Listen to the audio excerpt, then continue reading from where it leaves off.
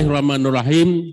Aplikasi Sistem Informasi Pemutakhiran Data Pemilih Berkelanjutan Stimpan KIP Kota Banda Aceh dengan ini saya nyatakan diluncurkan.